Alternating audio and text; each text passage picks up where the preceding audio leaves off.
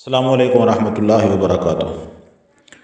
دوستو، جیسا کہ آپ پچھلے درس میں سماعت فرما چکے ہیں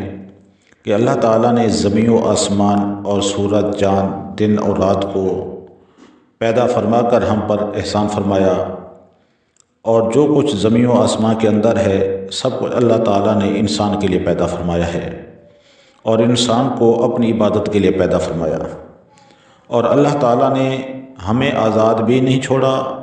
بلکہ ہم پر نگران مقرر فرمائے،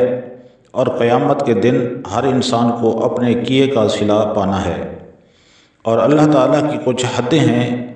جن کو توڑنا اللہ تعالیٰ کی نافرمانی ہے، تو اس نافرمانی سے بچنے کے لیے ہمیں حدود اللہ کی خبر ہونی چاہیے تاکہ ان کی انسان پاسداری کرے۔ اگر خبر نہیں ہوگی تو لا محالہ بے علمی میں انسان اللہ کی حدیں توڑیں گے اور اللہ کے فرامین کی نافرمانی کریں گے۔ اگر معلوم ہوگا تو ہم ضرور ہر ایسی چیز سے بچیں گے جو چیز یا عمل اللہ تعالیٰ کی ناراضگی کا سبب ہو۔ تو اس بات کو جاننے کے لیے آج ہم بیان کریں گے علم کیوں ضروری ہے۔ بغیر علم کے ہم کچھ نہیں سمجھ سکتے۔ تو آئیے علم کی فضیلت اور اہمیت اور علم حاصل کرنے کا جذبہ دل میں پیدا کیجیے۔ تعلیم کی افادیت اور اہمیت اور فضیلت کا اندازہ اس بات سے لگایا جا سکتا ہے کہ اللہ تعالیٰ نے تعلیم دینے کے لیے پیغمبر آخر الزماں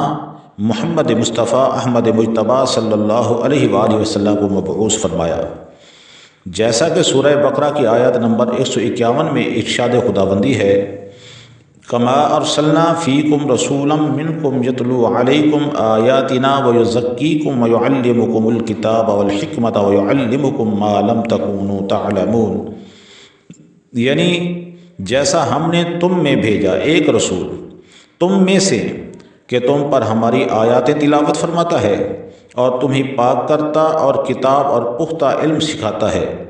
اور تمہیں وہ تعلیم فرماتا ہے جس کا تمہیں علم نہ تھا۔ اور علم کی فضیلت کا اندازہ اس بات سے بھی لگایا جا سکتا ہے کہ اللہ تعالیٰ نے محبوب علیہ الصلاۃ والسلام کو سب کچھ یعنی تمام علوم سکھانے کے بعد، جیسا کہ ارشاد خداوندی ہے وَعَلَّمَكَ مَا لَمْ تَكُنْ تَعْلَمْ وَكَانَ فَضْلُ اللَّهِ عَلَيْكَ عَظِيمًا، پھر بھی اللہ تعالیٰ نے حکم فرمایا کہ اے محبوب صلی اللہ علیہ وآلہ وسلم علم میں اضافہ کی دعا مانگا کریں، جیسا کہ سورہ طٰہٰ کی آیت نمبر 114 میں ارشاد خداوندی ہے وَقُلْ رَبِّ زِدْنِي عِلْمًا، یعنی عرض کرو کہ اے میرے رب مجھے علم زیادہ عطا فرما۔ ایک اور مقام پر اللہ تعالیٰ نے علم کی اہمیت اس طرح اجاگر فرمائی، سورۃ الزمر کی آیت نمبر 9 میں قُلْ هَلْ يَسْتَوِي الَّذِينَ يَعْلَمُونَ وَالَّذِينَ لَا يَعْلَمُونَ إِنَّمَا يَتَذَكَّرُ أُولُو الْأَلْبَابِ، اے محبوب صلی اللہ علیہ وآلہ وسلم آپ فرما دیجئے کہ کیا برابر ہیں جاننے والے اور نہ جاننے والے؟ تو وہی نصیحت مانتے ہیں جو عقل والے ہیں۔ جو جاننے والے ہیں یعنی عالم ہیں ان کی شان بہت بلند ہے، ان کا ادب کرنا چاہیے، جیسا کہ میرے آقا علیہ الصلاۃ والسلام نے ارشاد فرمایا کہ علماء کی عزت کیا کرو کیونکہ علماء انبیاء علیہ السلام کے وارث ہیں۔ اگر کسی کو کوئی بات معلوم نہ ہو